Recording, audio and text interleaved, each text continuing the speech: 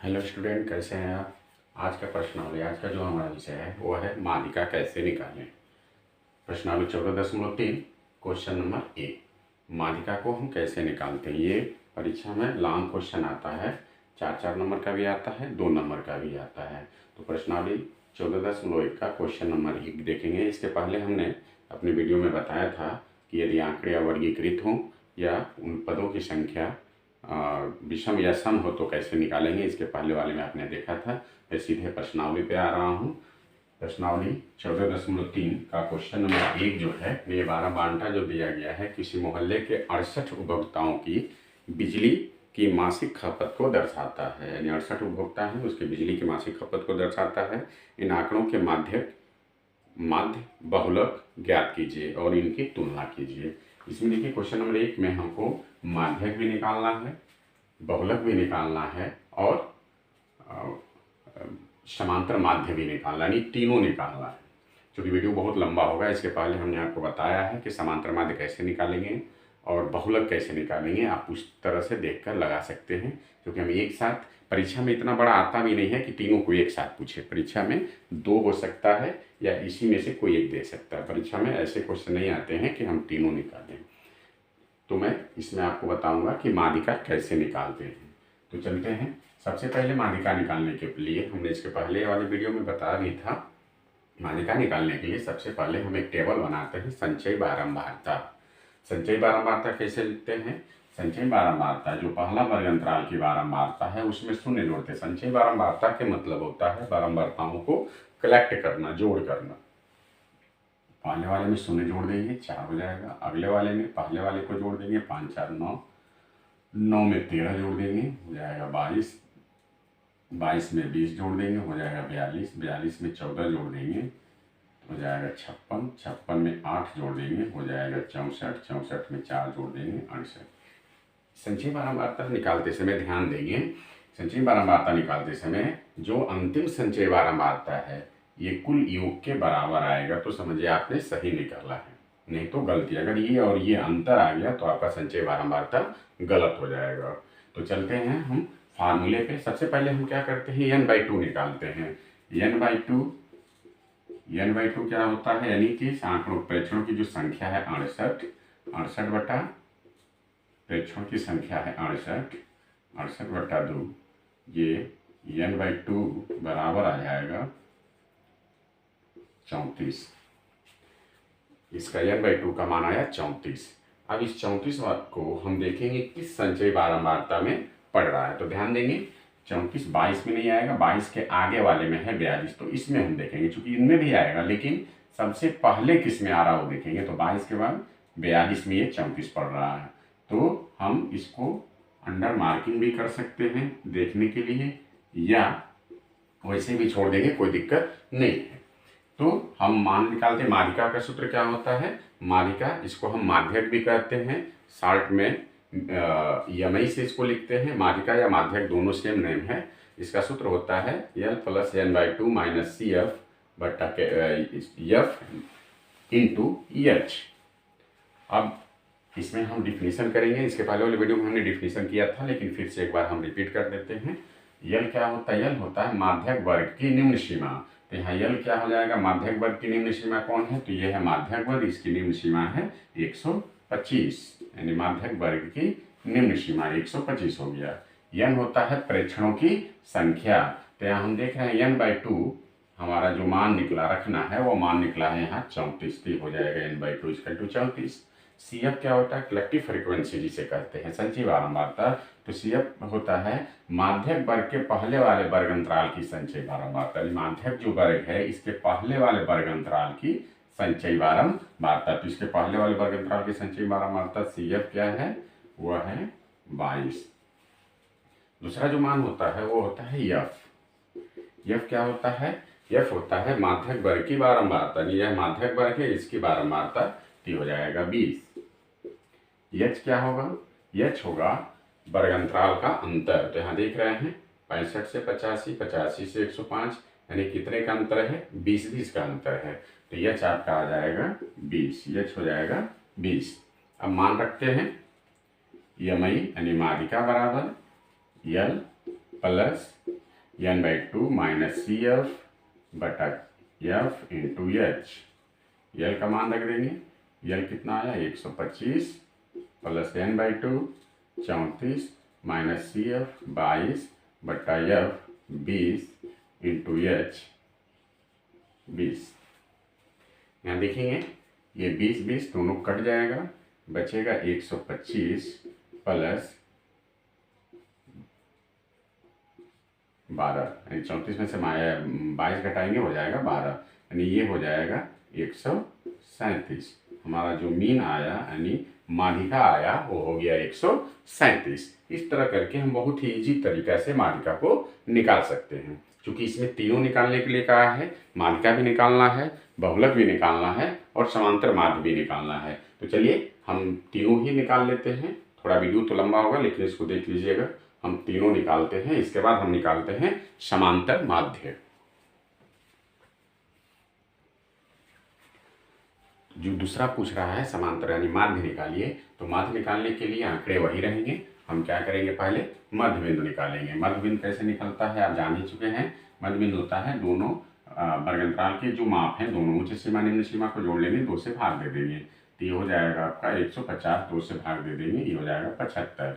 अगला हो जाएगा, ये हो गया हमारा मध्य बिंदु। अगर हम प्रत्यक्ष वृत्त से लगाते हैं गुणा बहुत बड़ा हो जाएगा।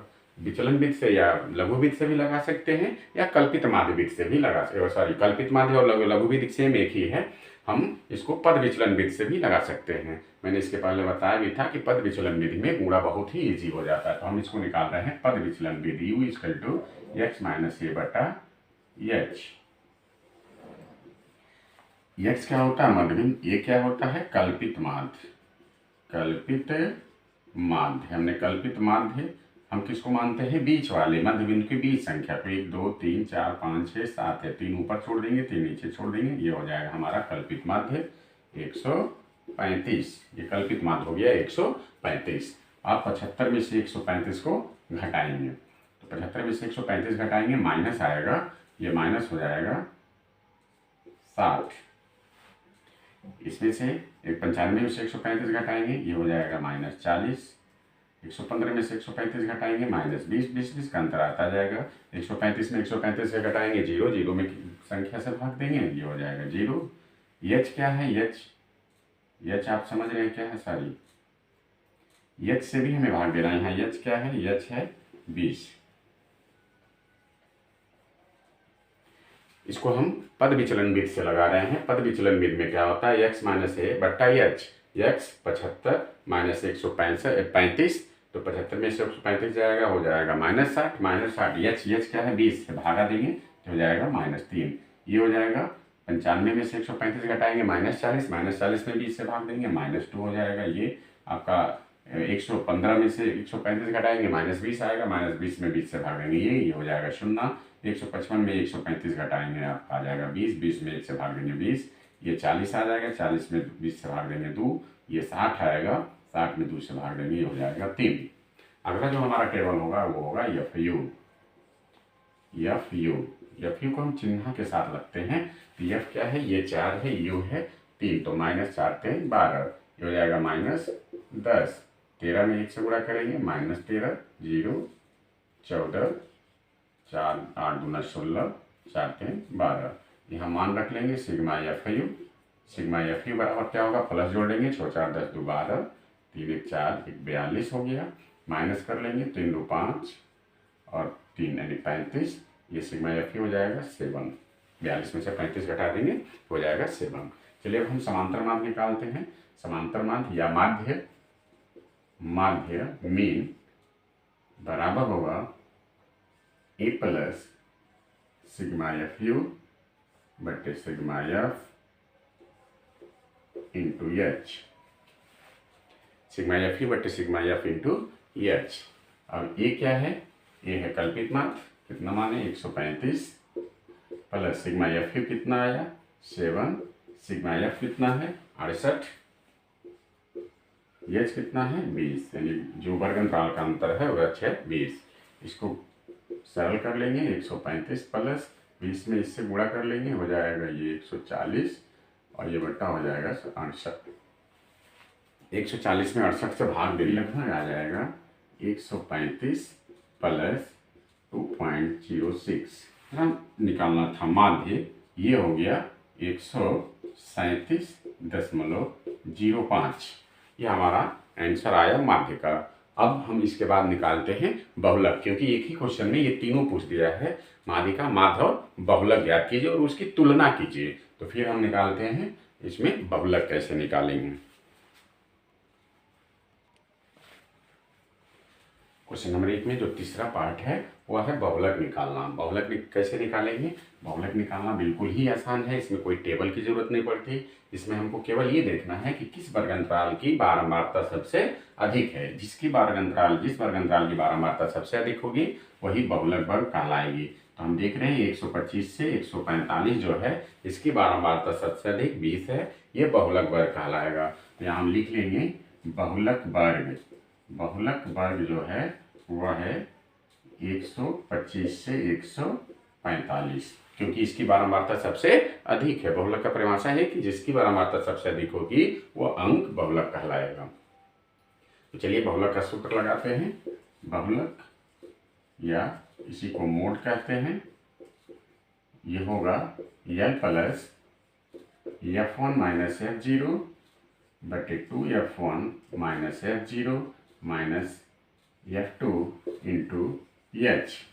इसके पहले वाले वीडियो में मैंने बताया भी था कि इसका परिमाण ये डिटेल लिखकर बताया था कि F1 F0 F2 ये क्या होता है। तो फिर से एक बार रिपीट करते हैं। L क्या होता है? उस बहुलक वर्ग की निम्न सीमा जो है 125। F1 क्या होगा? F1 होगा इस बहुलक वर्ग की बारंबारता, यानी F1 हो गया 20। F0 क्या होगा? इस बहुलक वर्ग के पहले वाले वर्ग अंतराल की बारंबारता। F2 क्या होगा?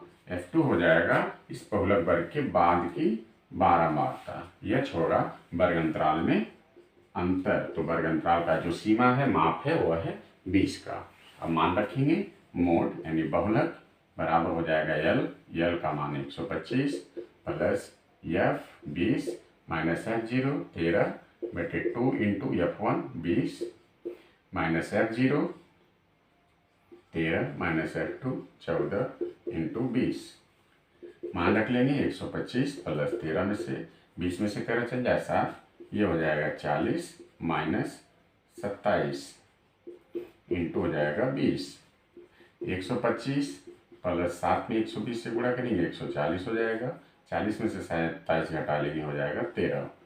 ये हो जाएगा 125 प्लस 140 में प्लस 10.76 दोनों को जोड़ लेंगे 135.76। ये हमारा बहुलक हो जाएगा, यानी कि बहुलक हो गया 135.76। इस तरह हमारा तीनों आंसर निकल गया, माध्यिका, माध्य और बहुलक। इसमें हम देख रहे हैं कि लगभग तीनों का अनुपात एक समान है, इसमें बहुत ज़्यादा अंतर नहीं है। तो हम इस तरह करके एक ही आंकड़े से माध्यिका, माध्य और बहुलक निकाल सकते हैं। मुझे पूरा विश्वास है कि अगर आप इस क्वेश्चन को अगर बढ़िया से पढ़ लेते हैं तो समांतर माध्य, माध्यिका या बहुलक का कोई भी क्वेश्चन परीक्षा में पूछेगा तो आप आसानी से इसको सॉल्व कर सकते हैं। मुझे विश्वास है कि आपको वीडियो अच्छा लगा होगा। कृपया अच्छा लगा तो चैनल को सब्सक्राइब करें और शेयर करें, अपने दोस्तों को भी शेयर करें और इससे ज़्यादा लाभ है। मेरा मुख्य लक्ष्य है कि आप अच्छे से अच्छे मार्क बोर्ड एग्जाम में लाएं। धन्यवाद।